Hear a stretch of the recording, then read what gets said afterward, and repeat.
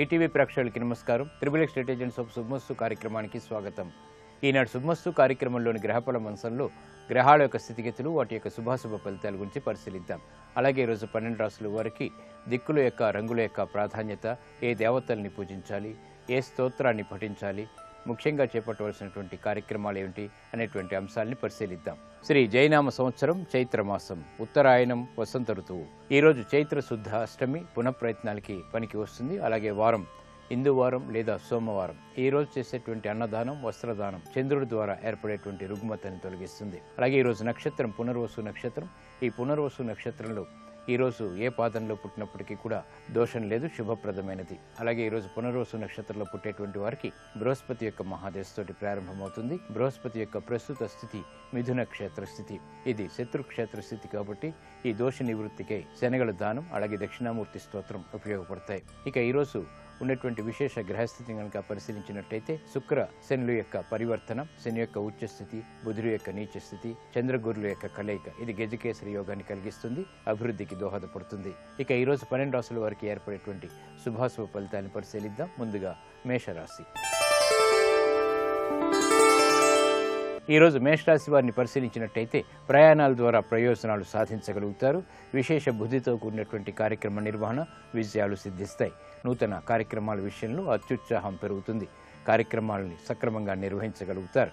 వ్యాపార అభివృద్ధికే చేపట్టేటువంటి కార్యక్రమాల్లో ఏర్పడినటువంటి విఘ్నాన్ని సడలించుకునేటువంటి ప్రయత్నాలు కూడా కలిసి వస్తాయి. విద్యాపరమైనటువంటి అంశాలు బాగా లాభిస్తాయి. నూతన కార్యక్రమాలు గృహరీత్యా చేపట్టగలుగుతారు. ఆనందకర వాతావరణం ఉద్యోగరీత్యా చోటు చేసుకుంటుంది. ఈ రోజు తెలుపు వర్ణం దుస్తులు ధరించడం ద్వారా శుభ పరిణామాలు చోటు చేసుకుంటాయి. తూర్పు దిక్కు ప్రయాణాలు శుభ ఫలితాన్ని కలిగిస్తాయి. ఈ రోజు అనుకూల దైవం సుబ్రహ్మణ్య స్వామి అష్టకాన్ని ఈ రోజు పఠించడం ద్వారా విఘ్నాలు దూరం అవుతాయి. ఆర్థిక పరమైనటువంటి అంశాలు ఈ రోజు మీకు లాభిస్తాయి. ఈ రోజు వృషభ రాశి వారిని పరిశీలించినట్టయితే ఆర్థిక అంశాలు బాగా కలిసి వస్తాయి. సంభాషణలు బాగా రుచిస్తాయి. చేపట్టేటువంటి కార్యక్రమాల్లో సంపదతో కూడినటువంటి నిర్వహణ కొనసాగుతుంది. వ్యాపార ప్రతిబంధకాలను ఎదుర్కోగలుగుతారు. విద్యాపరమైనటువంటి విషయాల్లో ఆసక్తికరమైన అనుకూలమైనటువంటి మార్పులు చోటు చేసుకుంటాయి. విదేశీ వ్యవహారాలు బాగా కలిసి వస్తాయి. పెట్టుబడుల ద్వారా ఆశించినటువంటి ఫలితాలు దక్కుతాయి. ఆర్థిక అభివృద్ధి గోచరిస్తుంది. వ్యాపార విస్తరణలు వంటివి చేపట్టగలుగుతారు. ఆరోగ్యం పదిలం. ఈ రోజు ఎరుపు వర్ణం దుస్తులు ధరించడం ద్వారా మీకు అనుకూల పరిస్థితులు ఏర్పడతాయి. దక్షిణ దిక్కు ప్రయాణాలు లాభిస్తాయి. అనుకూల దైవం మహాకాళి. ఈ మహాకాళి స్తోత్రాన్ని ఈ రోజు పఠించడం ద్వారా విఘ్నాలు దూరం అవుతాయి. భీతి పోతుంది. ధైర్యం పెరుగుతుంది. నూతన వ్యాపార ఒప్పందాలు ఈ రోజు మీకు లాభిస్తాయి. ఈ రోజు మిథున రాశి వారిని పరిశీలించినట్టయితే గౌరవప్రదమైనటువంటి కార్యక్రమ నిర్వహణ కొనసాగించగలుగుతారు. కుటుంబంలో శుభవార్తలు వింటారు. విద్యాపరమైనటువంటి చిక్కుల నుంచి బయటికి రావడానికి చేసేటువంటి ప్రయత్నాలు కలిసి వస్తాయి. ఉద్యోగ ప్రయత్నాలు బాగా అనుకూలిస్తాయి. చేపట్టేటువంటి కార్యక్రమాలపై శ్రద్ధ పెరుగుతుంది.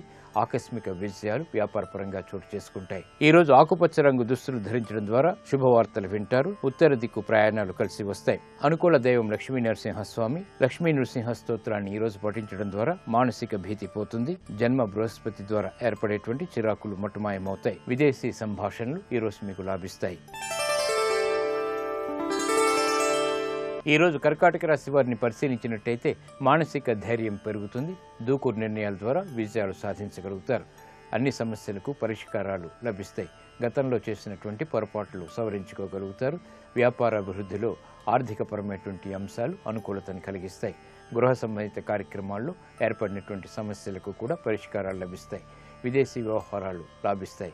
ఆశించినటువంటి ప్రయోజనాలు ప్రయాణాల ద్వారా పొందగలుగుతారు. ఈ రోజు పసుపు వర్ణం దుస్తులు ధరించడం ద్వారా శుభవార్తలు వింటారు. ఈశాన్య దిక్కు ప్రయాణాలు బాగా కలిసి వస్తే శుభవార్తలను తెచ్చిపెడతాయి. అనుకూల దైవం మహాలక్ష్మి. ఈ రోజు కనకదారాస్తావం స్తుతించడం ద్వారా ఆర్థిక పరమైనటువంటి అంశాల్లో వేగవంతమైనటువంటి అభివృద్ధి గోచరిస్తుంది. పెట్టుబడులు ఈ రోజు మీకు లాభిస్తాయి. ఈ రోజు సింహరాశి వారిని పరిశీలించినట్టయితే నూతన స్నేహాల ద్వారా లబ్ధి చేకూరుతుంది. స్త్రీలు శుభవార్తలు వింటారు. వ్యాపార ఆకస్మిక అనుకూల విజయాలు ఆనందాన్ని కలిగిస్తాయి. వృత్తిలో అభివృద్ధి గోచరిస్తుంది.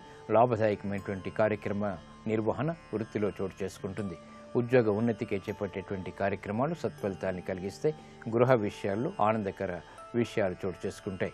ఆరోగ్యం పదిలం. తెలుపు రంగు దుస్తులు ధరించడం ద్వారా ఈ రోజు మీకు ఆనందం లభిస్తుంది. తూర్పు దిక్కు ప్రయాణాలు విజయాన్ని తెచ్చిపెడతాయి. ఈ రోజు మీరు మహాగణపతిని పూజించడం ద్వారా ఉత్తమ ఫలితాలు లభిస్తాయి. గణపతి ఉపనిషత్తు పారాయణ కూడా శుభ ఫలితాలని కలిగిస్తుంది. నూతన వ్యాపార ఒప్పందాలు ఈ రోజు మీకు లాభిస్తాయి.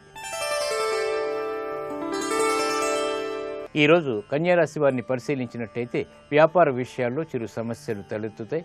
ఆర్థికపరమైనటువంటి అంశాలు వేధిస్తాయి. అధిక ఖర్చులు ఉక్కిరిబిక్కిరి చేస్తాయి. వ్యాపార ప్రయోజనాల్ని సాధించడానికి చేసేటువంటి ప్రయత్నాల్లో విఘ్నాల్ని కూడా చవిచూస్తారు. విద్యాపరమైనటువంటి ప్రయత్నాలు మాత్రం లాభిస్తాయి.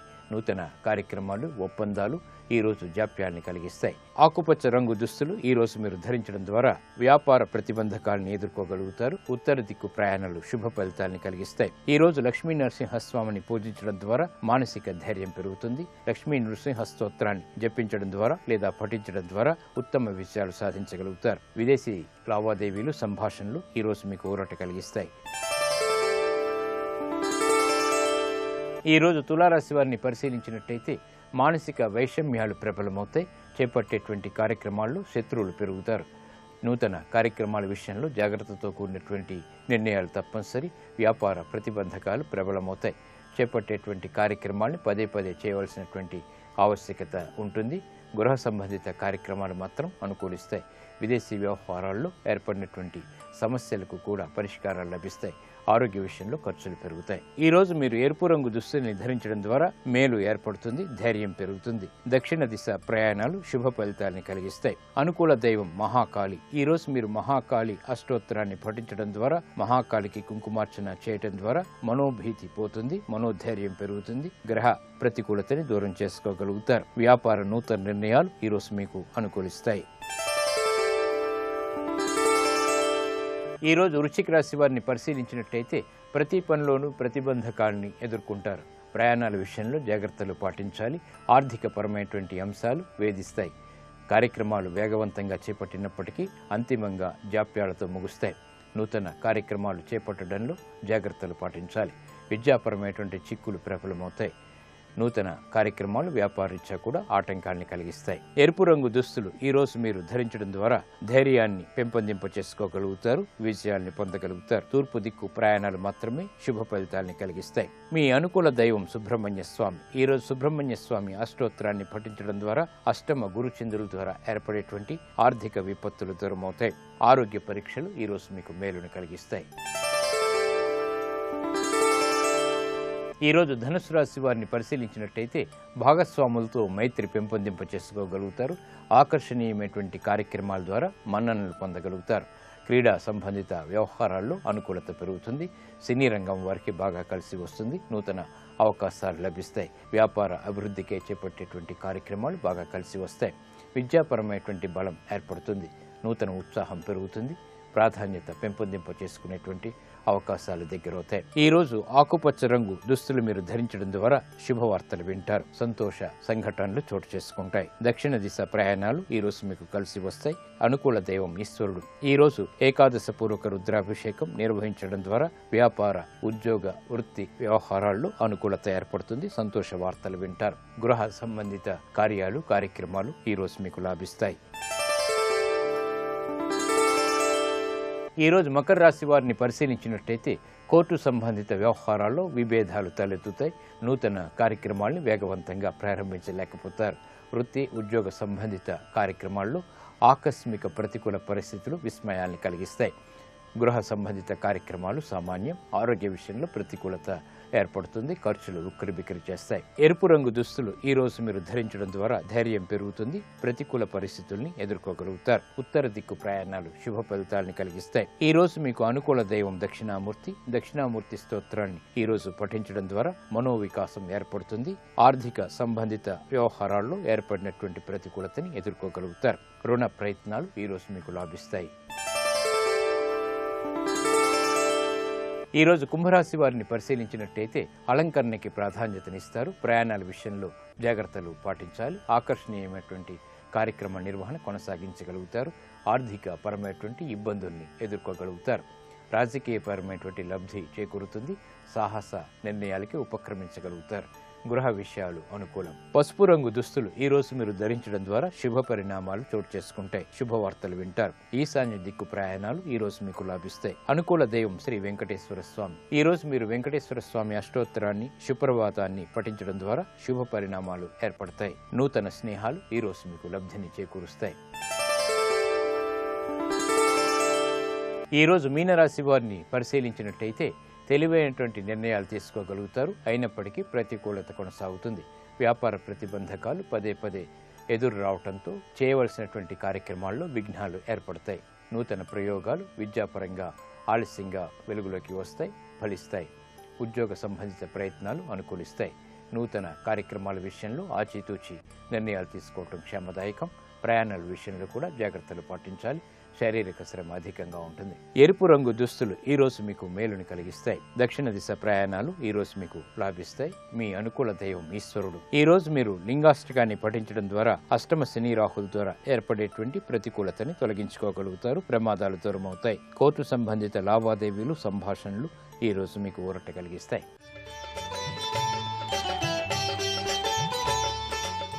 నమస్కారం. ఈనాటి శుభమస్తు కార్యక్రమంలో ఈ ఎండాకాలంలో వృద్ధులు తీసుకోవాల్సినటువంటి జాగ్రత్తల గురించి మాట్లాడుకుందాం. మామూలుగా ఎండాకాలం రాగానే రకరకాల ఆరోగ్య సమస్యలు అన్ని వయసుల వాళ్ళకి వస్తూ ఉంటాయి. ఎందుకంటే ఈ కాలం రాగానంటే ఈ ఎండాకాలం రాగానే మన శరీరంలో ఉండేటువంటి బలం తగ్గిపోతూ ఉంటుంది. అలాగే మన కడుపులో ఉండేటువంటి అగ్ని అంటాం, జఠరాగ్ని అని చెప్పి, అంటే ఆకలి తర్వాత జీర్ణశక్తి రెండింటిని కలిపి అగ్ని అని చెప్తుంటాం. ఈ అగ్ని కూడా బాగా మందగించిపోతుంది. అంటే ఆకలి తగ్గిపోతుంది, జీర్ణశక్తి తగ్గిపోతుంది. అలాగే బయట ఎండవేయడం వల్ల శరీరంలో ఉండేటువంటి నీటి శాతం కూడా తగ్గుతూ ఉంటుంది. ఈ కారణాలన్నీ కలుపుకుని రకరకాల అనారోగ్యాలు వచ్చేందుకు అవకాశం ఎక్కువగా ఉంటూ ఉంటుంది. అందులోని వృద్ధుల్లో ఏంటంటే ఇవన్నీ కూడా కాస్త ఎక్కువగా ఉంటూ ఉంటాయి. అంటే వయసు పెరిగినంత కొద్దికి శరీరంలో ఉండేటువంటి జీవక్రియలన్నీ కూడా నెమ్మదిగా మందగిస్తూ ఉంటాయి. ఇలా మందగించినటువంటి ఈ జీవక్రియల వల్ల శరీరంలో ఉండేటువంటి మార్పులన్నీ కూడా, అంటే వాతావరణానికి అనుకూలంగా మార్పులు చేసుకునేటువంటి శక్తి కూడా బాగా తగ్గిపోతుంది. అందువల్ల ఏమవుతుందంటే వృద్ధులకి ఈ కాలంలో వడదెబ్బ తగిలేటువంటి అవకాశం బాగా పెరిగిపోతూ ఉంటుంది. అంటే తొందరగా వీళ్ళకి, అంటే వాతావరణంలో ఉండేటువంటి వేడి వల్ల కొంచెం సేపు నీళ్లు ఎక్కువగా తాగకుండా వదిలేసినా కూడా తొందరగా వడదెబ్బ తగలడానికి అవకాశం ఉంటుంటుంది. అలాగే ఇంకొకటి ఏంటంటే ఈ కాలంలో వీళ్ళు కనుక సరిగా నీళ్ళు అవి తాగనట్టయితే కనుక ఆ మూత్రపిండాల్లో రాళ్ళు ఏర్పడడానికి కూడా అవకాశం బాగా పెరిగిపోతూ ఉంటుంది. ఆ తర్వాత ఇంకా అజీర్ణం, విరేచనాలు లాంటివి వచ్చేందుకు కూడా అవకాశం ఎక్కువగా ఉంటూ ఉంటుంది. అయితే ముఖ్యంగా మనం చెప్పుకోవాల్సింది ఏమేంటంటే వడదెబ్బ తగిలే అవకాశం ఎక్కువగా ఉండటం, ఆ తర్వాత మూత్రపిండాల్లో రాళ్ళు ఏర్పడేందుకు అవకాశం ఎక్కువగా ఉండటం. అంటే ఈ సమస్యలు రాకుండా ఉండడం కోసం ఏం చేయాలంటే ముందు నుంచే ఈ ఎండాకాలం రాగానే దాహం వేసిందా లేదా అని ఆలోచించడం కాకుండా ముందుగానే మంచినీళ్ళు తాగుతూ ఉండటం. అంటే కనీసం ఒక 12 గ్లాసులైనా సరే మంచినీళ్ళు తప్పనిసరిగా తాగుతూ ఉండాలి. ఒక గంటకు ఒక గ్లాస్ చొప్పున తీసుకుంటూ ఉండడం. ఆ తర్వాత ద్రవ పదార్థాలు కాస్త ఎక్కువగా, అంటే మనకి పుచ్చకాయ రసాలు కానీ, లేకపోతే కర్బూజా రసం కానీ, కొబ్బరి నీళ్ళు కానీ ఇలాంటివి ఎక్కువగా తీసుకుంటూ ఉండాలి. అవే కాకుండా తీసుకునేటువంటి ఆహారంలో కూడా చక్కగా పల్చటి, అంటే మనకి పెరుగు పచ్చళ్ళు కానీ, మజ్జిగ పులుసు కానీ, లేకపోతే పులుసు కానీ, మజ్జిగ ఇలాంటివి ఎక్కువగా వేసుకుని ఆహారం తీసుకుంటూ ఉండాలి. వీటితో పాటుగా ఏంటంటే ఒక చిన్న పానీయం గురించి కూడా మాట్లాడుకుందాం. అంటే ఈ వేసవి కాలంలో దీన్ని కనుక తీసుకుంటూ ఉన్నట్టయితే వృద్ధులకు ఎక్కువగా ఇబ్బంది లేకుండా ఉండేటువంటి ఒక పానీయం గురించి మనం మాట్లాడుకుందాం. దీనికి ఏంటంటే మనకి కావాల్సినటువంటిది జీలకర్ర, బెల్లమును. జీలకర్రను తీసుకుని వేయించి పొడి చేసి ఉంచేసుకుని దాన్ని ఏం చేయాలంటే సుమారుగా ఒక చెంచాడు జీలకర్ర పొడి తీసుకుని దానికి ఒక గ్లాసు నీళ్లు కలిపి కాసేపు మరగనివ్వాలి. దాదాపుగా సగం నీళ్లు ఎగిరిపోయేంత వరకు మరగనిచ్చి దాన్ని తీసుకుని వడపోసుకోవాలి. ఆ వడపోసుకున్న దాన్ని కొంచెం గోరువెచ్చగా ఉండగా అందులో కాస్త తగినంత బెల్లం కలిపేసుకుని వెచ్చవెచ్చగా ఉండగా టీ తాగినట్టుగా తాగాలన్నమాట. ఈ విధంగా కనుక పొద్దున సాయంత్రం 2 పూట్ల ఈ జీలకర్రతో తయారైనటువంటి ఈ కషాయాన్ని తాగుతున్నట్టయితే కనుక ఎండాకాలంలో ఎక్కువ అనారోగ్యాలు అవి లేకుండా ఉండడానికి వృద్ధులకి ఈ ఔషధం బాగా సహాయపడుతుంది.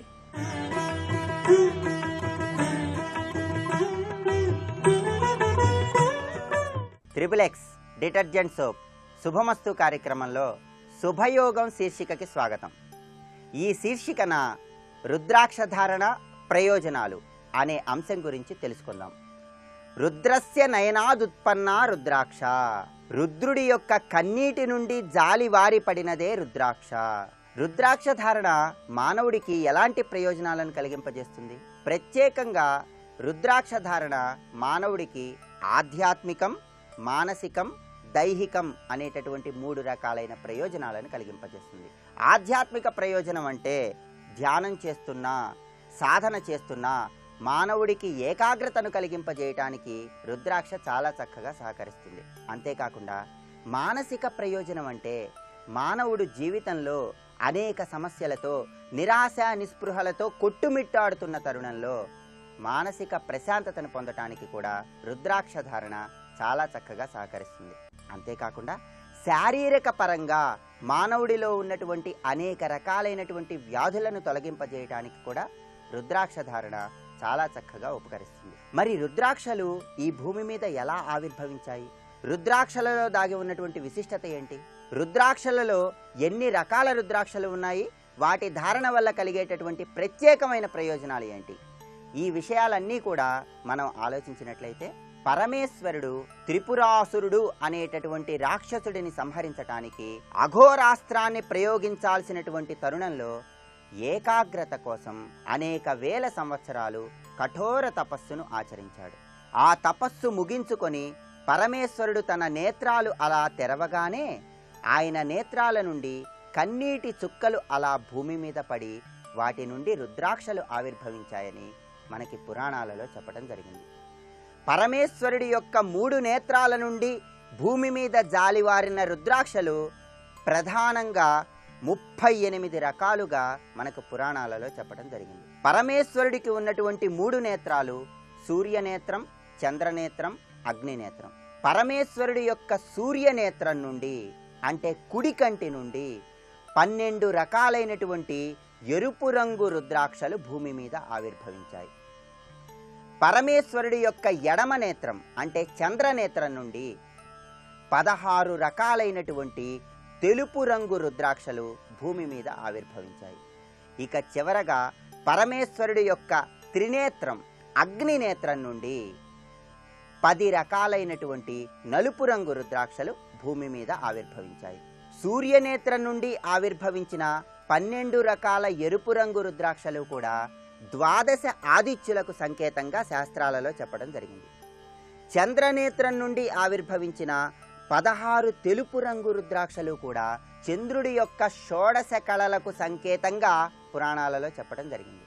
అంతేకాకుండా పరమేశ్వరుడి యొక్క త్రినేత్రం అంటే అగ్నినేత్రం నుండి ఆవిర్భవించినటువంటి 10 రకాల నలుపు రంగు రుద్రాక్షలు 10 అగ్నిహోత్రాలకు సంకేతంగా మనకు పురాణాలు వర్ణిస్తున్నాయి. రుద్రాక్ష మీద ఉన్నటువంటి నిలువు చారను బట్టి రుద్రాక్షలను అనేక రకాలుగా విభజించటం జరిగింది. రుద్రాక్ష మీద ఏ రకమైన నిలువు గీత లేకుండా ఉన్నట్లయితే దాన్ని ఏకముఖి రుద్రాక్ష అంటారు. ఈ ఏకముఖి రుద్రాక్ష సాక్షాత్తు శివుడి యొక్క ఆత్మస్వరూపంగా మనకి పురాణాలలో వర్ణించడం జరిగింది. అంతేకాకుండా ఈ ఏకముఖి రుద్రాక్షను లక్ష్మీ స్వరూపంగా కూడా మనకి పురాణాలు వర్ణిస్తున్నాయి.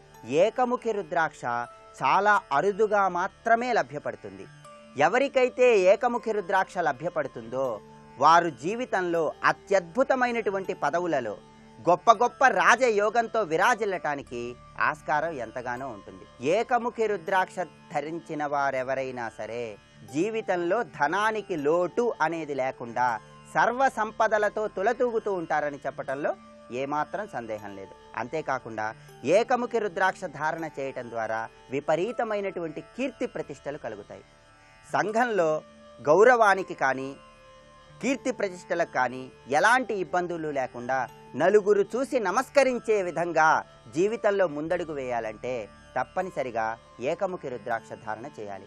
అంతేకాకుండా ప్రత్యేకంగా ఏకముఖి రుద్రాక్ష ధారణ చేయటం ద్వారా అద్భుతమైనటువంటి ప్రజ్ఞాపాఠవాలతో తెలివితేటలతో జీవితంలో విశేషంగా రాణించటానికి ఆస్కారం ఎంతగానో ఉంది. ఏకముఖి రుద్రాక్ష ధారణ చేసిన వారికి సర్వ పాపాలు కూడా నశించబడతాయి. జీవితంలో చేసినటువంటి ఎంతటి పాపాలైనా సరే బ్రహ్మహత్యా పాతకం లాంటి మహాపాపాలు సైతం తొలగింపజేసేటటువంటి శక్తి ఏకముఖి రుద్రాక్ష ధారణకు ఉంది. ఏకముఖి రుద్రాక్ష ధారణ చేసే సమయంలో ప్రత్యేకంగా ఓం హ్రీం నమః అనేటటువంటి మంత్రాన్ని జపం చేస్తూ సోమవారం నాడు ఏకముఖి రుద్రాక్ష ధారణ చేయటం ద్వారా అద్భుతమైనటువంటి ప్రయోజనాన్ని పొందవచ్చు. రుద్రాక్ష ధారణ చేయాల్సినటువంటి తరుణంలో ప్రత్యేకంగా సోమవారం నాడు పంచామృతాలతో పరమేశ్వరుడి యొక్క లింగ స్వరూపానికి అభిషేకం చేస్తూ దానితో పాటుగా ఏకముఖి రుద్రాక్షకు కూడా అభిషేకం చేసి ఆ తరువాత ఓం హ్రీం నమః అనేటటువంటి మంత్రాన్ని వీలైనన్ని సార్లు జపిస్తూ ఏకముఖి రుద్రాక్ష ధారణ చేసినట్లయితే జీవితంలో ధనధాన్యాలకు కానీ కీర్తి ప్రతిష్టలకు కానీ ఆరోగ్యానికి కానీ ఎలాంటి ఇబ్బంది లేకుండా ముందడుగు వేయటానికి ఆస్కారం ఎంతగానో ఉంది. ఎటువంటి మానసిక అశాంతికి గురైనటువంటి తరుణంలోనైనా సరే మానసిక ప్రశాంతతను పెంపొందింపజేసుకోవటానికి ఏకముఖి రుద్రాక్ష ధారణ చేయాలి. ఏకముఖి రుద్రాక్షను ధరించినట్లయితే ఇహలోకంలో అన్ని సుఖాలను పొంది చివరగా పరలోకంలో మోక్షాన్ని పొందుతారని, శివ సాయుధ్యాన్ని చేరతారని కూడా మనకి పురాణాలలో శాస్త్రాలలో వర్ణించడం జరిగింది. ఎంతో విశిష్టత కలిగి ఉన్నటువంటి ఏకముఖి రుద్రాక్షను, ప్రత్యేకంగా దొరకటం కష్టమైనటువంటి ఏకముఖి రుద్రాక్షను కనుక ఎవరైనా సరే ధరించినట్లయితే తప్పనిసరిగా శివలోక ప్రాప్తి కలుగుతుందని స్కంద పురాణం, దేవీ భాగవతం ఇలా రకరకాల పురాణాలలో మనకు వర్ణించడం జరిగింది. రుద్రాక్షలకు సంబంధించిన మరిన్ని విశేషాలను, రుద్రాక్షలలో ఉన్నటువంటి అనేక రకాలను, ఆరోగ్యపరంగా మానవుడికి రుద్రాక్ష ఎలాంటి ప్రయోజనాన్ని కలిగిస్తుందో, దీనితో పాటుగా అసలు సిసలైనటువంటి రుద్రాక్షల యొక్క గొప్పతనం ఏంటో, రుద్రాక్ష ధారణ ద్వారా మానవుడు ఏ విధంగా మానసిక ప్రశాంతతను పొందవచ్చు, దీనితో పాటుగా ద్విముఖి రుద్రాక్ష ధారణ యొక్క విశిష్టత ఏంటో, ఈ విశేషాలన్నీ వచ్చే సోమవారం నాడు శుభమస్తు కార్యక్రమంలో శుభయోగం శీర్షికన తెలుసుకుందాం. ఈ ఎండాకాలంలో వృద్ధులు ఆరోగ్య విషయంలో కొన్ని జాగ్రత్తలు తీసుకుంటూ ఉండాలి. అందులో ఏంటంటే తీసుకోవాల్సినవి కాకుండా తీసుకోకుండా ఉండాల్సినటువంటి అంశాలు కూడా ఉంటూ ఉంటాయి. ముఖ్యంగా మనం అనుకున్నటువంటి ఈ మూత్రపిండాల్లో రాళ్ళు రావటం అనేటువంటి సమస్య రాకుండా ఉండాలంటే ఈ కాలంలో కాఫీ, టీ రెండింటిని కూడా బాగా తగ్గించేసుకోవాలి. కాఫీ, టీ అలవాటు ఉన్నట్టయితే కనుక దాన్ని తగ్గించుకుని మనం ఇందాక చెప్పుకున్నటువంటి ఆ జీలకర్రతో తయారు చేసినటువంటి పానీయాన్ని పదే పదే తీసుకోవచ్చు. అలాగే మనం ఇంకొక పానీయం గురించి కూడా ఇప్పుడు మాట్లాడుకుందాం. ఈ పానీయానికి ఏంటంటే మనకు కావాల్సినటువంటి ప్రధానమైనటువంటి అంశం ఏంటంటే అది చందనం. చందనం చూర్ణం, చక్కటి అంటే స్వచ్ఛమైన చందనం చూర్ణాన్ని సంపాదించుకుని ఒక అర చెంచాడు చందనం చూర్ణాన్ని తీసుకుని దాన్ని ఒక కప్పు నీళ్ళలో వేసి నానబెట్టి ఉంచుకోవాలి. అలా ఉదయం నానబెట్టినటువంటి దాన్ని సాయంత్రం తాగాలి. అలాగే సాయంత్రం నానబెట్టినటువంటి దాన్ని మర్నాడు ఉదయం, అంటే దాదాపుగా ఒక 12 గంటల సేపు దాన్ని అలా నాననివ్వాలన్నమాట. అలా తాగేటప్పుడు దానిలో కొంచెం పటిక బెల్లాన్ని కూడా కలుపుకోవాలి. అంటే మధుమేహం వ్యాధి లేనటువంటి వాళ్ళైతే కనుక ఈ పటిక బెల్లాన్ని కలుపుకోండి. అలా కాక మధుమేహంతో బాధపడుతున్నట్టయితే కనుక ఈ పటిక బెల్లం లేకుండా కేవలం చందనంతో చేసుకున్నటువంటి ఈ శీత కషాయాన్ని 2 పూట్లా తీసుకున్నట్టయితే ఈ ఎండాకాలంలో అనారోగ్యాల బారిన పడకుండా బాగా తోడ్పడుతుంది. మరికొన్ని అనారోగ్య సమస్యలు, వాటికి ఉండేటువంటి ఆయుర్వేద పరిష్కార మార్గాల గురించి రేపటి శుభమస్తులో తెలుసుకుందాం.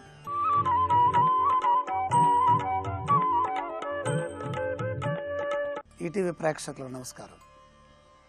ట్రిపుల్-ఎక్స్ డిటర్జెంట్ సోపు శుభమస్తు కార్యక్రమంలో గ్రహానుగ్రహం అంశానికి స్వాగతం. జాతకరీత్యా గ్రహాల యొక్క అనుగ్రహాన్ని పొందటం ఎలా, గ్రహ దోష నివారణ ఏ విధంగా చేసుకోవాలి, అదృష్ట యోగాన్ని పొందాలంటే జాతకంలో ఎటువంటి గ్రహ బలం ఉండాలి, ఏ గ్రహం ఎక్కడుంటే వచ్చేటటువంటి దోషం ఎలా ఉంటుంది, గ్రహం ఇచ్చేటటువంటి శుభ ఫలితం ఎలా ఉంటుంది, ఆ గ్రహం కలిగించేటటువంటి విఘ్నాలు ఎలా ఉంటాయి అనేటటువంటి యొక్క అంశాల్లో ఇప్పుడు మనం ధనయోగం గురించి చర్చించుకుంటున్నాం. మానవుని యొక్క జీవన విధానంలో అత్యంత ప్రధానమైనది ఆర్థిక యోగం. ధన సంపద ఉంటేనే కానీ ఎటువంటి పనిని మనం సాధించలేము. ధనమూలం ఇదం జగత్. ఇప్పుడు మనం తులాలగ్నం వారికి ధనయోగం ఎలా ఏర్పడుతుంది, ధనబలం ఎలా వస్తుంది మొదలైన అంశాలను పరిశీలన చేద్దాం. ఒక్కొక్క లగ్నానికి ఒక్కొక్క విధంగా ధనయోగం పడుతూ ఉంటుంది. అందరికీ ధనాన్ని ఇచ్చేది మహాలక్ష్మీదేవి అయితే ఆ ధనాన్ని సమకూర్చుకోవాలంటే మనకి విద్య చాలా అవసరం. అంటే సరస్వతీదేవి యొక్క కటాక్షం కావాలి. ఆ సరస్వతి కటాక్షం వల్ల విద్య వస్తే విద్య ద్వారా ఉద్యోగాన్ని సాధించుకొని ఉద్యోగ ఫలంగా మనం ధనాన్ని సంపాదించుకుంటాం, లేదా వ్యాపార ఫలంగా ధనాన్ని సంపాదించుకుంటాం. ధనమే విశేషమైనటువంటి కీర్తిని, అలాగే వ్యక్తి యొక్క అదృష్టాన్ని నిర్దేశిస్తుంది. మరి ఈ అదృష్టం, ఈ ధనం అందరికీ ఒకే విధంగా ఉంటుందా? అందరినీ అనుగ్రహించేది లక్ష్మీదేవి అనుకున్నప్పుడు జాతకంలో ఈ లక్ష్మీదేవి ఉండేటటువంటి యొక్క స్థానం ఏ విధంగా చెప్పబడుతోంది, ఈ అంశాలను పరిశీలిద్దాం. ప్రధానంగా ధనస్థానము అనగానే లగ్నము నుండి 2వ స్థానాన్ని తీసుకుంటాం. రాశి నుంచి 2వ స్థానాన్ని తీసుకోకూడదా? అసలు రాశి అంటే ఏంటి, లగ్నం అంటే ఏంటి? రాశి అంటే 24 గంటల వ్యవధిలో ఉండేటటువంటి చంద్రుడి యొక్క సంచారం, నక్షత్ర గమనాన్ని ఆధారం చేసుకొని చూచేటటువంటి యొక్క జ్యోతిష విధానాన్ని రాశి అని వ్యవహరించాం. మరి లగ్నం అంటే ప్రతి 2 గంటలకి మారిపోయేటటువంటి కాల గమనాన్ని లగ్నము అన్నాం. అంటే ఈ లగ్నం పుట్టిన సమయాన్ని తెలియజేస్తుంది. రాశి అంటే పుట్టిన తేదీని తెలియజేస్తుంది. ఒక తేదీలో చాలామంది పుట్టవచ్చు. అందులో మళ్ళీ 12 లగ్నాలు ఉంటాయి. 12 రాసుల్ని మళ్ళీ 12 లగ్నాలుగా విభజిస్తాం. ఒక్కొక్క లగ్నం సుమారుగా 2 గంటలు ఉంటుంది. 12 రోజులు 24 గంటల్లో ఒక దినచక్రం పూర్తవుతుంటుంది. ఈ లగ్నమే భారతీయ జ్యోతిషంలో అత్యంత ప్రధానమైనటువంటి కీలక పాత్ర పోషిస్తుంది జాతక ఫల నిర్ణయంలో. మరి రాశి గోచార ఫలాన్ని నిర్దేశిస్తుంది. ఈ సంవత్సరం ఎలా ఉంది, వచ్చే సంవత్సరం ఎలా ఉంది అనేటటువంటి సాముదాయక వర్తమాన గ్రహ సంచార గమనాల్ని తెలియజేసేది రాశి ఫలితాలు, గోచార ఫలితాలు. దానికి జన్మ రాసే అవసరం. మరి అదృష్ట యోగాలు, జాతక ఫల నిర్ణయాలు, వివాహ యోగాలు, ధనయోగాలు, ఆరోగ్య యోగాలు, ఎలాంటి యోగమైనా సరే అది లగ్నం ద్వారానే ఏర్పడుతుంది. లగ్నం అంటే ఏంటి? ప్రథమ స్థానము అని అర్థం. గ్రహము ఎక్కడ ఉన్నదో ఆ ఉన్నటువంటి స్థానం లగ్నాత్తు ఎన్నవ గడి అవుతోందో, ఎన్నవ స్థానం అవుతోందో, ఎన్నవ భావం అవుతోందో దాన్ని లగ్నముగా వ్యవహరిస్తాం. ఇది చాలా సూక్ష్మ పరిశీలన, చాలా లోతైనటువంటి పరిశీలన. దీంట్లో తులా లగ్నం వారికి ఏ విధమైనటువంటి ధనయోగం సంప్రాప్తిస్తుంది అని కనుక ప్రశ్నించినట్లయితే, తులా లగ్నానికి ధనాధిపతిగా ఉన్న గ్రహము కుజుడు. ధనస్థానం ఏమైంది? వృశ్చికమైంది. ఇప్పుడు వృశ్చికాధిపతి పైనే ధనాదాయం అంతా నిర్మితమై ఉంటుంది తులా లగ్నంలో జన్మించిన వాళ్ళకి. కన్యా లగ్నంలో జన్మించిన వాళ్ళకి వృశ్చికంతో సంబంధం లేదు. ఇది మన భారతీయ మహర్షులు ఇంత స్పష్టంగా, ఇంత సున్నితంగా విభజించే ఫలితాలని నిర్దుష్టంగా తెలియజేయడానికి కారణం అది. భారతీయ జ్యోతిషానికి ఉన్న పునాదులు ఎంత గొప్పవి. కుజుడు తులాలగ్నం వాళ్ళకి ధనాన్ని ఇచ్చే గ్రహంగా ఉన్నారు. ధనాధిపతి ఆయన. ఎక్కడెక్కడ ఉండాలి ధనాధిపతి ఎక్కడెక్కడ ఉండాలి ధనాధిపతి అంటే, ధనాధిపో ధనే కేంద్రే త్రికోణే వా యదా స్థితః. ధనాధిపో ధనే కేంద్రే త్రికోణే వా యదా స్థితః. ధనాధిపతి ధనస్థానంలో ఉండాలి, కేంద్ర కోణాల్లో ఉండాలి, లేదా లాభస్థానంలో ఉండాలి. అప్పుడు మాత్రమే ధన ఫలితం మనకి అందుతుంది. అంటే ఆర్థిక సంపత్తి, విలువైనటువంటి సంపద మనకు రావాలి అంటే, ఆ ధనాన్ని మనం వినియోగించుకోవాలంటే మనకు కావలసినటువంటి గ్రహబలం ఇక్కడ కుజుడు. కుజుడు ఎక్కడెక్కడ ఉంటే వస్తుంది మనకి? తులా లగ్నంలో ఉన్నా వస్తుంది. ఇదే కుజుడు వృశ్చిక రాశిలో ఉన్నా వస్తుంది, మకర కుంభాల్లో ఉన్నా వస్తుంది, సప్తమ స్థానమైనటువంటి మేషంలో ఉన్నా వస్తుంది, భాగ్యస్థానమైన మిథునంలో కుజుడు తులాలగ్నం వాళ్ళకి పుట్టినప్పుడు సంచరిస్తే వస్తుంది, దశమ స్థానమైన కర్కాటకంలో ఉన్న, లాభస్థానమైనటువంటి సింహంలో ఉన్న. అంటే మన జాతక చక్రాన్ని పరిశీలించినప్పుడు లగ్నాత్తు కుజుడున్న స్థానము ఇప్పుడు నేను చెప్పిన స్థానాల్లో కనుక్కుంటే సహజ సిద్ధంగా ధనయోగం తులాలగ్నం వాళ్ళకి పడుతుంది. ఎక్కడుంటే పట్టదు అంటే షష్ఠ, అష్టమ, ద్వాదశ స్థానం. ఇక్కడ షష్ఠము అంటే తులాలగ్నానికి షష్ఠ స్థానం మీనం, అష్టమం అంటే తులాలగ్నానికి వృషభ స్థానంలో కుజుడు ఉంటే, అలాగే ద్వాదశ స్థానం కన్య. ఈ 3 చోట్ల ఉన్నప్పుడు ధన సంబంధమైనటువంటి సమస్యలు మన జీవితంలో ఏర్పడుతూ ఉంటాయి. ఎప్పుడు ధనానికి ఇబ్బంది వస్తూ ఉంటుంది. ఎంత ధనం వచ్చినా చేతిలో నిలబడదు. మరి ఏం చేయాలి అప్పుడు? అసలు ఈ ధనాధిపతి సరిగ్గా ఉన్నాడో లేదో మనం తెలుసుకొని 6, 8, 12 స్థానాల్లో కనుక కుజుడు ఉన్నట్లయితే కుజుడిని తప్పనిసరిగా మనం ధ్యానించాలి. ఆ కుజుడు యొక్క అనుగ్రహాన్ని పొందాలి. మరొక విధంగా చెప్పాలి అంటే, ఉన్నత స్థానంలో ఉన్న కుజుడు యొక్క బలం మరింతగా పెరిగి మన అవసరాలకు తగినటువంటి ధనం మనకి కావాలన్నా ఈ కుజధ్యానం తప్పనిసరి. కుజధ్యానం చేయటం, మంగళవార నియమాలని పాటించటం, మంగళవారం నాడు ఏ నియమాలు శాస్త్రాల్లో చెప్పబడ్డాయో అంటే ప్రధానంగా మంగళవారం నాడు ఉపవాసం ఉండటం, మంగళవారం దేవతా దర్శనం చేయటం, అలాగే మంగళవారం నాడు సుబ్రహ్మణ్యేశ్వర స్వామిని ఆరాధించటం, నాగాభరణం పెట్టి ఈశ్వరుడికి అభిషేకం చేయటం, అలాగే పాములు ధరించినటువంటి దేవతల్ని పూజించడం. అంటే పాములు ఎక్కడ ధరించబడ్డాయి? ప్రధానంగా శివుడి దగ్గర, శివుడి మెడలో నాగేంద్రుడు ఉంటాడు, అలాగే విష్ణుమూర్తి వెనకాల ఆదిశేషుడు ఉంటాడు, గణపతికి ఉదరానికి నాగరాజు ఉంటాడు. కాబట్టి ఎక్కడైతే పాములు ఆరాధించబడుతున్నాయో అక్కడ ఆరాధించడం, పొట్లో పాలు పోయటం, ఇలాంటివన్నీ కూడా చేస్తే మంచిది. కుజప్రీతిగా కందులు దానం చేయాలి. మరి మేషరాశి ధనస్థానం అయినప్పుడు కూడా ఇవే ఉంటాయి. కానీ ఇక్కడ వృశ్చికం ధనస్థానం అవటం, వృశ్చికం కీటక రాశి, విషరాశి అవటం, విష సంబంధమైనటువంటి ఆరాధనా దేవతలలో నాగేంద్రుడు ఉండటం వల్ల ఇక్కడ చేయాల్సినటువంటి ఆరాధన అంతా కూడా సుబ్రహ్మణ్య పరంగా, నాగదేవతా పరంగా మనం నాగేంద్రుడిని ఆరాధన చేయటం, వెంకటేశ్వర స్వామి వారిని కూడా ఆరాధన చేయటం. ఎందుకని వెంకటేశ్వర స్వామి వారికి కూడా భుజాలకి ఆయన పాముల్ని ధరించారు, హృదయానికి పాముల్ని ధరించారు. కాబట్టి అక్కడ ఆయన సుబ్రహ్మణ్యేశ్వర స్వామి వారికి ప్రీతిగా మనం వెంకటేశ్వర స్వామి వారిని ధ్యానిస్తే, తులా లగ్నంలో జన్మించిన వాళ్ళకి, మరి తులా రాశిలో జన్మించిన వారికి రాదా అంటే లగ్నం ఏమిటో తెలియదు. ధనాన్ని ఇచ్చేవాడు ద్వితీయాధిపతి, ద్వితీయాధిపత్యం లగ్నం ద్వారానే ఏర్పడుతుంది, రాశి ద్వారా ఏర్పడదు. కాబట్టి ఇక్కడ పుట్టిన సమయం ప్రధానంగా తీసుకుని లగ్నాన్ని తీసుకుంటే సంపూర్ణమైనటువంటి ఆ జాతక ఫలం, ఆర్థిక స్థితిగతులు మనకు సంప్రాప్తిస్తాయి. ఆ కుజ ధ్యానాన్ని ఎలా చేయాలో పరిశీలన చేద్దాం. ఓం ధరణీ గర్భ సంభూతం విద్యుత్కాంతి సమప్రభం కుమారం శక్తిహస్తం తం మంగళం ప్రణమామ్యహం. అగ్నిర్మూర్ధా దివః కకుత్పతిః పృథివ్యా అయం అపాగం రేతాగం సిజిన్వతి. ఇది సుబ్రహ్మణ్యేశ్వర స్వామి వారి మంత్రం. వేదంలో సుబ్రహ్మణ్యోగం సుబ్రహ్మణ్యోగం సుబ్రహ్మణ్యోం అని చెప్పబడింది. అరుణ మంత్రాల్లో ఈ సుబ్రహ్మణ్య ఆరాధన మంత్రం చెప్పబడింది. ఈ మంత్రాన్ని చదువుకుంటే విశేషమైనటువంటి ఐశ్వర్యం వస్తుంది. అలాగే ఈ వృశ్చికము జలరాశి కాబట్టి జలముతో ఈశ్వరుడికి అభిషేకం చేసినా కూడా మనకి ద్రవ్యములతో, అంటే ద్రవములతో, పాలు, పంచామృతములు, జలము వీటన్నిటిని తీసుకొని మంగళవారం నాడు ఈశ్వరారాధనా క్రమంలో అభిషేకం చేస్తే తులాలగ్నంలోని వాళ్ళకి ఐశ్వర్య ప్రాప్తి వస్తుంది. మరొకటి, తులాలగ్నం అనగానే అది శుక్రుడి యొక్క లగ్నం, లక్ష్మీ సంబంధమైన లగ్నం, శుక్రవారాధిపతికి సంబంధించిన లగ్నం. కాబట్టి ఇక్కడ లక్ష్మీ ప్రియంగా మంగళవారం నాడు మంగళ గౌరీ దేవతను కూడా మనం ఆరాధించేటటువంటి ఆచార సాంప్రదాయ విధానం కనపడుతుంది. కాబట్టి ఇక్కడ మంగళ గౌరీ ఆరాధన కూడా చేస్తే విశేషంగా కలిసి వస్తుంది.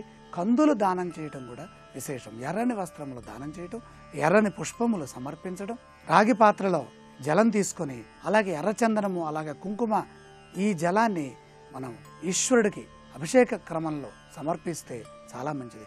ఎర్రని వస్తువులు మంగళవారం నాడు దానం చేయటం, మంగళవారం మౌనం వహించటం, ఇవన్నీ సుబ్రహ్మణ్యేశ్వర స్వామి వారికి ప్రీతిగా ఉంటాయి. ఇంకా విశేషంగా రుణహర్తృ అంగారక స్తోత్రం ఉంది. అంటే రుణము పోవటానికి ఏ రాశి వాళ్ళైనా, ఏ లగ్నం వాళ్ళైనా కుజుడినే ధ్యానించాలి. ఇది కుజుడుకున్నటువంటి ఒక గొప్ప ప్రత్యేకత. ఈ కుజుడుకున్న ప్రత్యేకత ఏమిటి? ఐశ్వర్యాన్ని ఇచ్చేటటువంటి దేవత లక్ష్మి అయితే, రుణ విమోచనం చేసేటటువంటి దేవత అంగారకుడు అంటే కుజుడు. అలాగే ఈ కుజ ధ్యానము విశేషంగా రోజుకు 108 సార్లు కానీ, లేదా ఓం కుజాయ నమః, ఓం శ్రీ సుబ్రహ్మణ్యేశ్వరాయ నమః అనే మంత్రాన్ని ఎవరైతే తులాలగ్నంలో జన్మించిన వాళ్ళు ధ్యానం చేస్తారో, జపం చేస్తారో, నామాన్ని స్మరిస్తారో, అలాగే సుబ్రహ్మణ్యేశ్వర స్వామి వారికి అన్నగారు మహాగణపతి కుమార గురవే నమః అనే నామం ఉంది మహాగణపతి నామాల్లో, షోడశ నామాల్లో ఇదొక నామం. ఈ కుమార గురవే నమః అనేటటువంటి నామాన్ని కానీ, మహాగణపతి ఆరాధన కానీ మంగళవారం నాడు ఎవరైతే చేస్తారో, ప్రాతకాలంలో చేస్తారో, కుజహోరలో చేస్తారో ప్రతిరోజు, వాళ్ళకి ఐశ్వర్య ప్రాప్తి పరిపూర్ణమవుతుంది, పరిపుష్టమవుతుంది. తరగని ధనము మానసికంగా, శారీరకంగా, భౌతికంగా ప్రపంచంలో వాళ్ళు ధనవంతులుగా కీర్తిని, అదృష్టాన్ని, గుర్తింపుని పొందుతారు. ఈ విధంగా మనం జీవితంలో గ్రహదోషాన్ని నివారణ చేసుకునేటటువంటి యొక్క క్రమంలో ప్రధానంగా ఇప్పుడు మనం ధన ఆర్థిక అంశాలని పరిశీలిస్తున్నాం. కాబట్టి డబ్బులు చేతిలో ఉండటం కోసమే మనం ఆ ధనాధిపతిని పూజిస్తూ మహాలక్ష్మిని కూడా స్తోత్రం చేయాలి. రేపటి కార్యక్రమంలో మరిన్ని అదృష్ట ధనయోగ అంశాలను గురించి పరిశీలన చేద్దాం. ఎండాకాలంలో వచ్చే సెగ్గడ్డల్ని నివారించుకోవడానికి శీతలి ప్రాణాయామం. దీనిని ఆచరించే విధానం: ముందుగా పద్మాసనంలో గాని, సిద్ధాసనం, స్వస్తికాసనం, వజ్రాసనంలో గాని కూర్చోవాలి. నాలుకను కొంచెం ముందుకు చాపి గొట్టం వలె మడిచి నెమ్మదిగా నోటి ద్వారా గాలిని నిండుగా పీల్చాలి. ఉండగలిగినంతసేపు గాలిని బిగబట్టాలి. తరువాత ముక్కు నుంచి నెమ్మదిగా గాలిని వదలాలి. ఈ ప్రక్రియను 15 నుంచి 30 సార్లు సాధన చేయాలి. ఈ విధంగా ప్రాణాయామాన్ని ఆచరించడం వల్ల శరీరంలో ఉష్ణం తగ్గుతుంది, రక్తశుద్ధి ఏర్పడుతుంది, అగ్నిమాంద్యం తొలగుతుంది, శారీరక తాపం నివారణ చెందుతుంది, రక్త ప్రసరణ వ్యవస్థ మెరుగవుతుంది. రక్తంలోని మలిన పదార్థాలు తొలగడం ద్వారా వేసవిలో సెగగడ్డలు, వ్రణాలు వంటివి రావు. సెగగడ్డలు వచ్చినా ఈ శీతలి ప్రాణాయామాన్ని సాధన చేయడం ద్వారా అవి త్వరితంగా తగ్గుతాయి.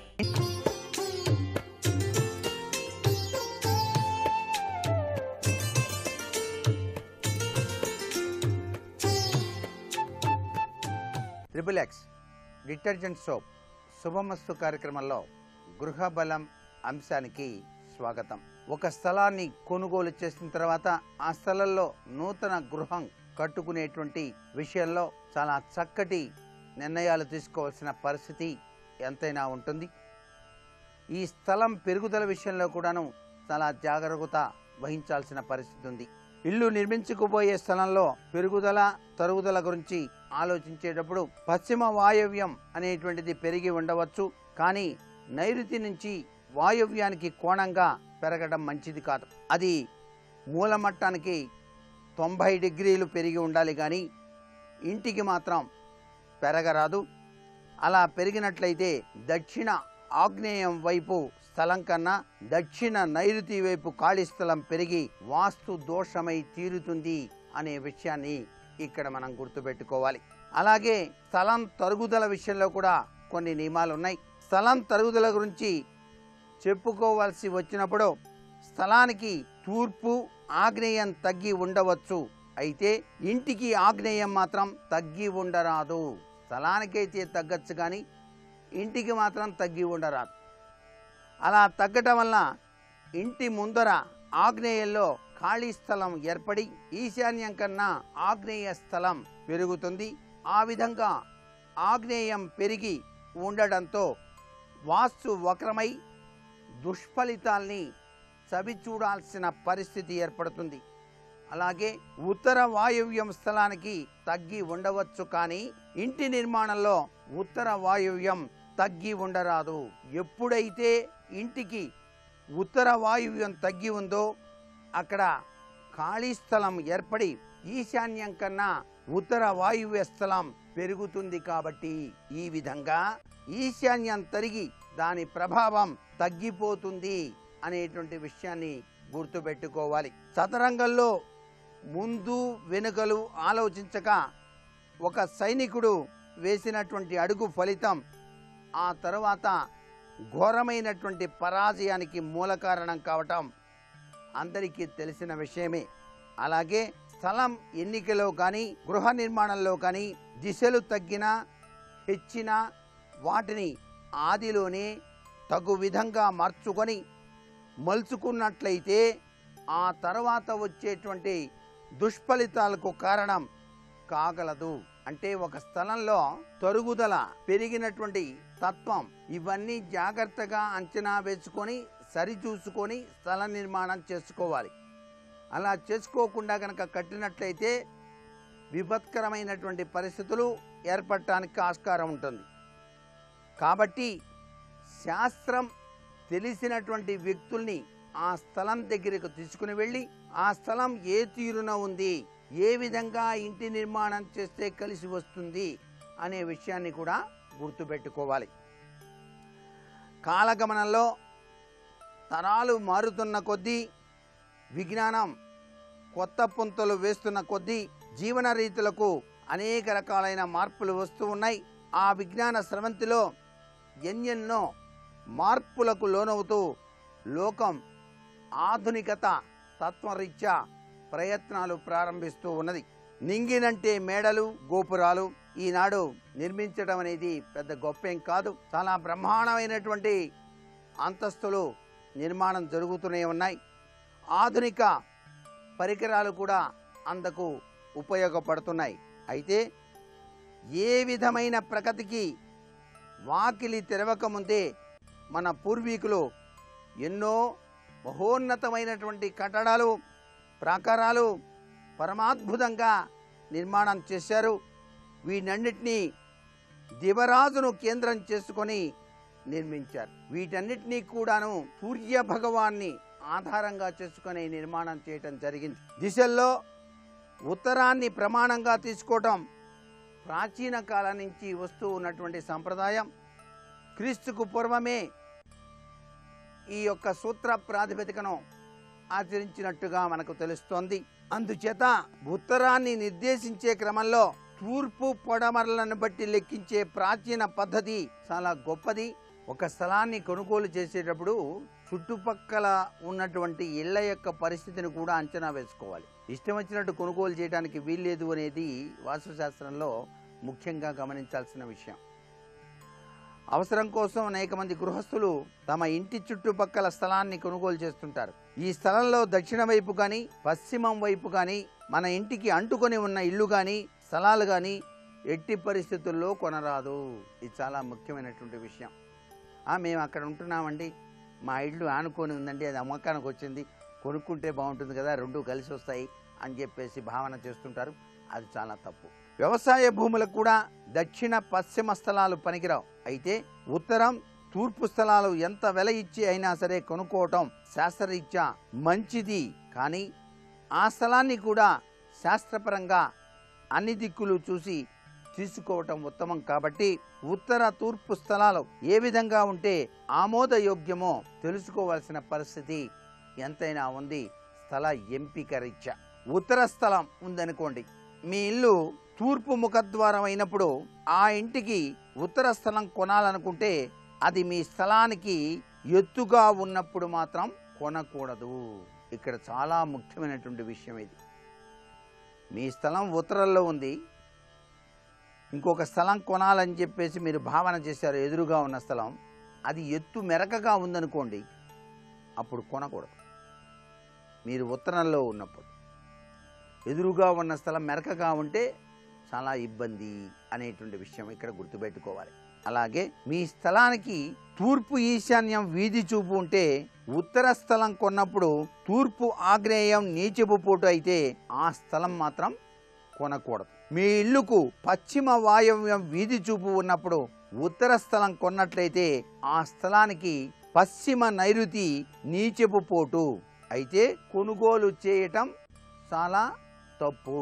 మీరు కొనే ఉత్తర దిశ స్థలం మన స్థలానికి ఈశాన్యం నిలబడేలా ఉన్నప్పుడే కొనుగోలు చేయాలి అనేటువంటి విషయాన్ని ఇక్కడ గుర్తుపెట్టుకోవాలి.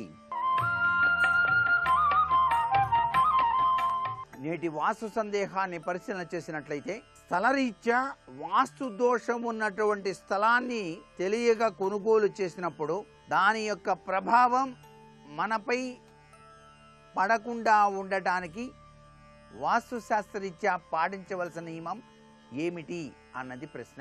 ఒక స్థలాన్ని కొనుగోలు చేసినప్పుడు ఆ స్థలంలో కించిత్ దోషాలు కనుక ఉన్నట్లయితే ఆ దోషభూయిష్టమైన ప్రభావాల నుంచి బయలుపడటానికి తప్పనిసరిగా శంకుస్థాపన సమయంలో గనక అష్టదిక్పాలకుల యొక్క